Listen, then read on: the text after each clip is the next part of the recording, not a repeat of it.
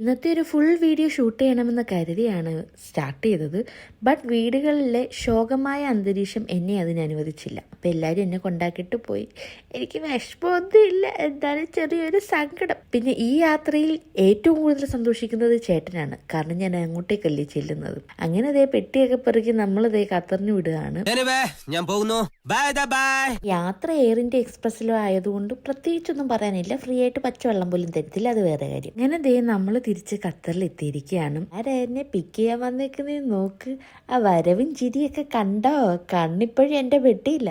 എന്തുണ്ട്? Finally back to Qatar life. ഇവിടെ ഇപ്പം തന്നെ ഏതാണ്ട് 42-43 ഡിഗ്രി ചൂടാണ്. ഇനി എന്താകുമോ വരും ദിവസങ്ങളിലെന്ന് കണ്ടറിയാം. അങ്ങനെ നമ്മുടെ പെട്ടിയുടെ അവകാശി പെട്ടിയായിട്ട് വന്നിരിക്കുകയാണ്. എന്നപാടെ ചേട്ടൻ എന്ന വ്യാജേന കൊണ്ടുവന്ന ഫുഡൊക്കെ ഞാൻ ചൂടാക്കി എടുത്ത് ഒന്നും കഴിച്ചിട്ടില്ല. നല്ല വിശപ്പുണ്ട്. അമ്മമാരെന്തൊക്കെയാ മോന് തന്നു വിട്ടേക്കുന്നത് നോക്ക്. നിമിഷത്തിൽ 2 വാക്ക് പറയാനുണ്ടോ? എന്താ കേട്ടില്ല?